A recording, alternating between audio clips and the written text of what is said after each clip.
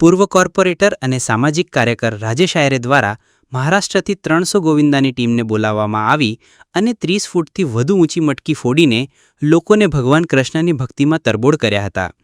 પૂર્વ કોર્પોરેટર અને સામાજિક કાર્યકર રાજેશ આયરે મીડિયાને જણાવ્યું કે યુવાનો કૃષ્ણમય બને અને ધર્મ અને સંસ્કાર જોડે જોડાયેલા રહે તેવા ઉદ્દેશ્યથી ફતેપુરામાં કોયલી ફળિયામાં 44 વર્ષ પહેલાં મટકી ફોડનો કાર્યક્રમ શરૂ કરવામાં આવ્યો હતો।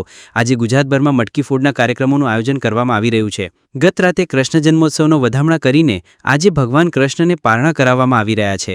આ સાથે જ મહારાષ્ટ્રથી બોલાવવામાં આવેલી વિશેષ ગોવિંદાની ટીમો દ્વારા ઠેર ઠેર મટકી ફોડના કાર્યક્રમોનું આયોજન કરવામાં આવી રહ્યું છે। આ ટીમો દિવસભર વિવિધ જગ્યાએ આયોજિત કાર્યક્રમોમાં ભાગ લે છે।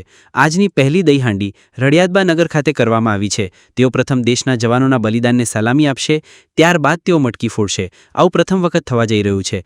યુવાનો કૃષ્ણમય બને અને ધર્મ અને સંસ્કાર જોડે જોડાયેલા રહે તેવા ઉદ્દેશ્યથી ફતેપુરામાં કોયલી ફળિયામાં 44 વર્ષ પહેલાં મટકી ફોડનો કાર્યક્રમ શરૂ કરવામાં આવ્યો હતો। સતત 25 વર્ષથી અમે વિવિધ જગ્યાઓ પર મટકી ફોડના કાર્યક્રમોનું આયોજન કરવામાં આવી રહ્યું છે।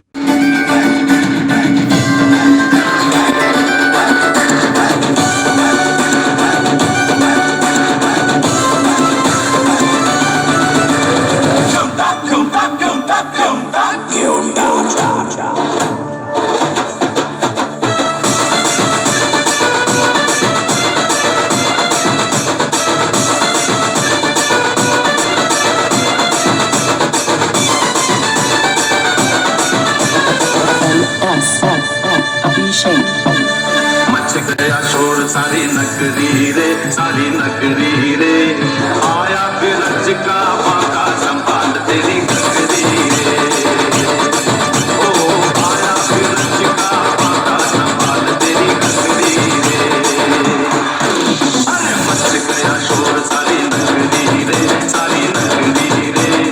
आया बिरज का बाका संभाल तेरी गगरी रे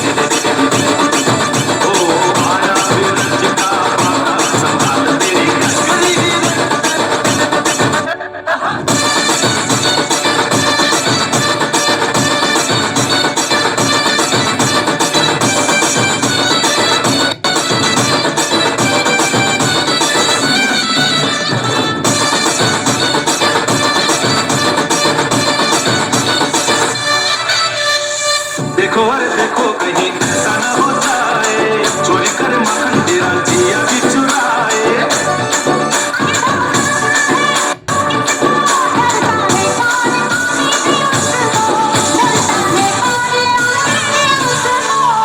ऐसे न बहुत बोलो मत बोलो चिल्लाओ सब गोरी जब उलट देगा गोरी गगरी आगे पीछे गगरी ये मटकी तोड़ रे अरे मच गया